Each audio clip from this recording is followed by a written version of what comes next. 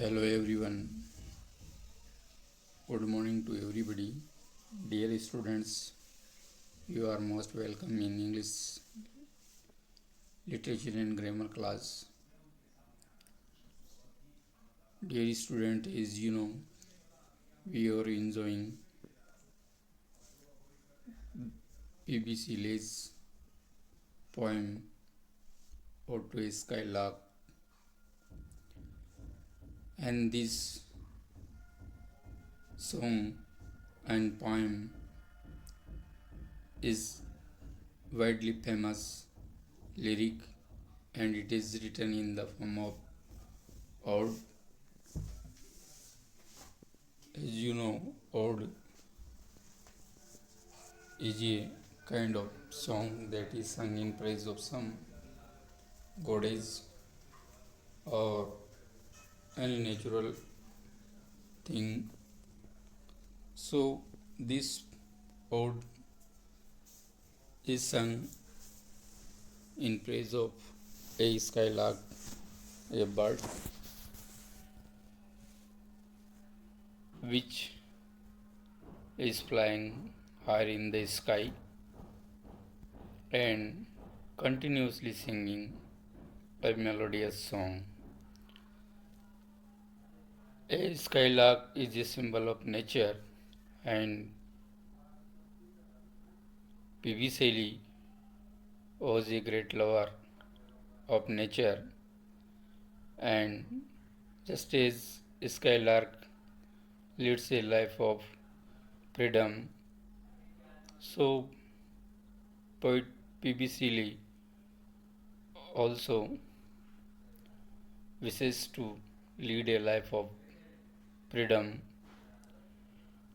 And as we know, P.B. Shelley was also a revolutionary poet, and he was so much affected of French Revolution that had taken place in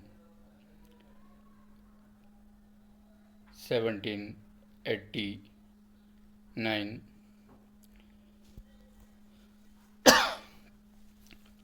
So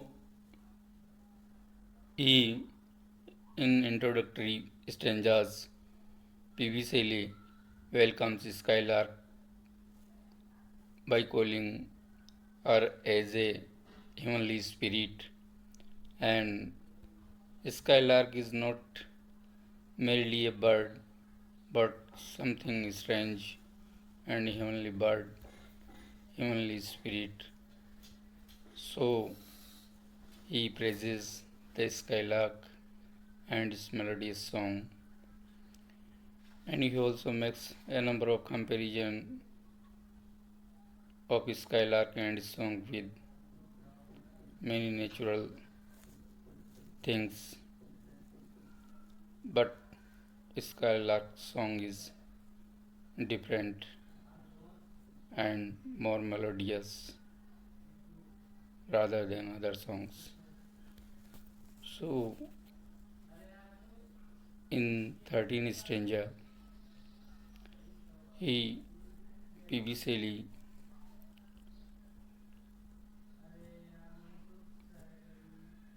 makes an appeal to Skylark.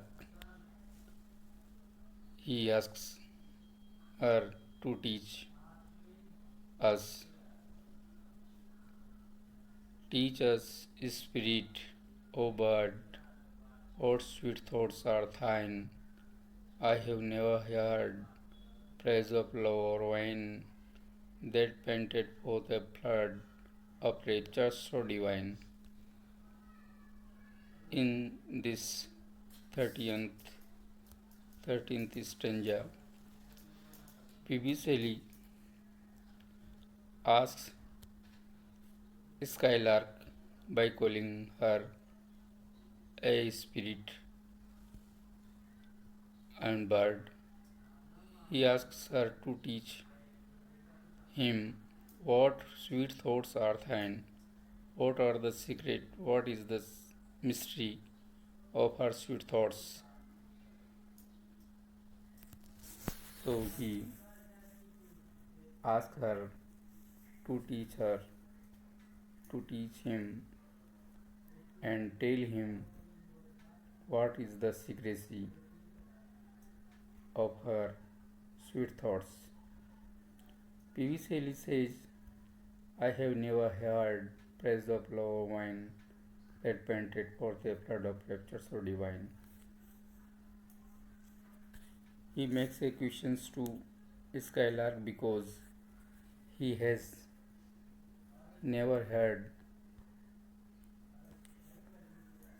such type of any love or wine song that poured out, pours out of such kind of current of raptures that is so divine. It means but wants to say that the Skylark's song is so rapture and so divine that cannot be possible from the other song. He says he has never heard such kind of raptures and divinely song before in his life. In this stanza, first four lines are composed in project trimeter and last fifth line is written in iambic hexameter, so it is also in the form of Alexandrine, and rhyming scheme is AB, ABB. Now we come on 14th stanza. Chorus hymnal or triumphal chant matched with thine would be all but an empty want, a thing wherein we feel there is some hidden want. P.V. Shelley is so much impressed by the melodious song sung by the Skylark. He says chorus hymnals, marriage songs, or trumpet chant and victory songs that matched with thine would be all but an empty. All our marriage songs and victory songs cannot be matched with the melodious and sweet song of Skylark, because all our victory and marriage songs are nothing but just an empty boast or want before in comparison of the sweet and melodious song of Skylark. A thing wherein we feel there is some hidden want. Anything, any song, any emotion which we feel there is hidden some kind of lacking. So, in our each thought is mingled with some kind of lackness, a lacking want. But the Skylark song is perfect and there is no kind of want can be found in its song. So its song is perfect and unsurpassed sage. In this stanza we also see that fourth lines are same in a structural pattern and fifth line is also in Alexandrine and rhyming scheme is the same. ABB. And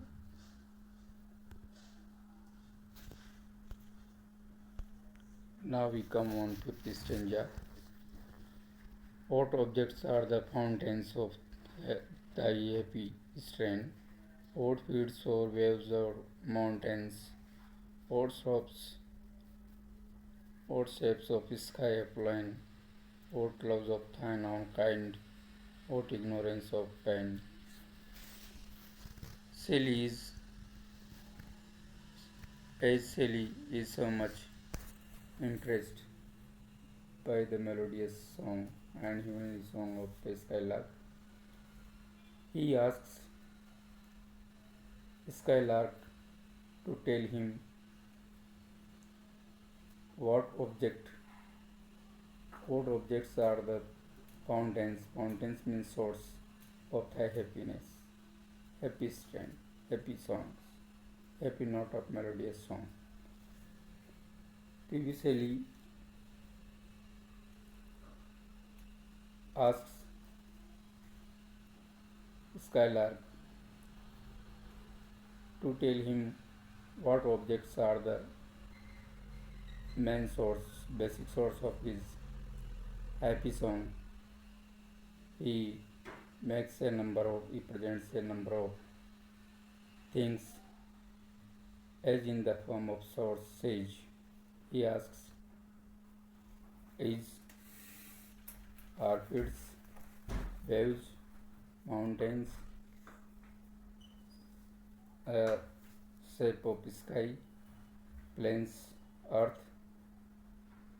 and what love of thine own kind, the love of thine own kind, and ignorance of pain. So he asks if there is whether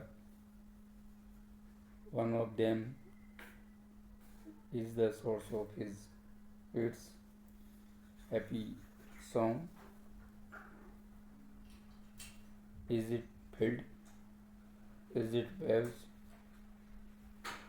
Is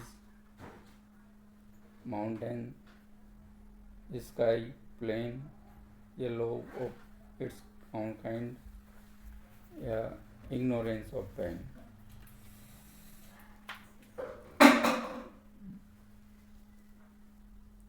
He, in this stranger poet, these lines are is most remarkable by for its poet's imaginative power, and he expresses a number of natural things, and he makes a